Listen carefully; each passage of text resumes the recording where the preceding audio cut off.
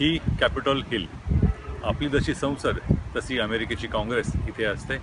अमेरिकेची काँग्रेस म्हणजे दोन सदनांची बनलेली असते. हाऊस ऑफ रिप्रेझेंटेटिव्स लोकांमधून निवडून आलेले आणि दुसरे सेनेटचे सदस्य म्हणजे लोकसभा आणि राज्यसभा. तशीच ही रचना.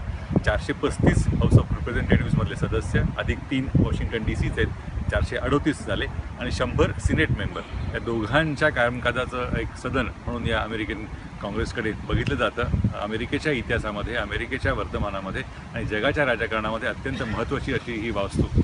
थॉमस जेफरसन अमेरिकेच्या इतिहासामधलं अत्यंत महत्त्वाचं नाव. त्यांनी स्वातंत्र्य आणि या सगळ्या समतेचा पुरस्कार केला. जगाच्या एकंदर लोकशाहीमध्ये त्यांचं अत्यंत मोलाचं स्थान आहे. अशी व्यक्ती ही अमेरिकेची तिसरी अध्यक्ष होती. 1801 साली ते अमेरिकेचे अध्यक्ष झाले. त्यांनी या परिसराला कॅपिटॉल हिल असं नाव दिलं.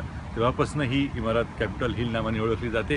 व्हर्जिनिया, पेनसिल्व्हेनिया अशा राज्यांच्या मधोमध असलेली ही वास्तू आहे. 8 नोव्हेंबरनंतर इथे काय होणार आहे हे याच्याकडे पुन्हा एकदा आपलं सगळ्यांचं लक्ष लागेल. आणि आपल्याकडे जशा लोकसभा आणि राज्यसभामध्ये संघर्ष सुरू असतो, लोकसभेमध्ये बहुमत असलं राज्यसभेमध्ये नसतं, तशाच स्वरूपाचा संघर्ष सध्याच्या अमेरिकेच्या राजकारणामध्ये सुद्धा आहे. सेनेटमध्ये सत्ताधारी पक्षाला बहुमत नाही आहे. नंतर कसं काय होईल हा एक बघण्याचा विषय असेल.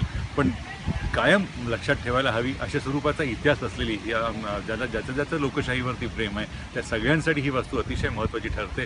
थॉमस जेफरसन यांचं आपण ऋणी असायला हवं. त्यांनी ज्या पद्धतीनं ही वास्तू आणि ज्या पद्धतीनं हा स्वातंत्र्याचा विचार पसरवला त्याच्यासाठी या इमारतीला कायम लक्षात ठेवायला हवं.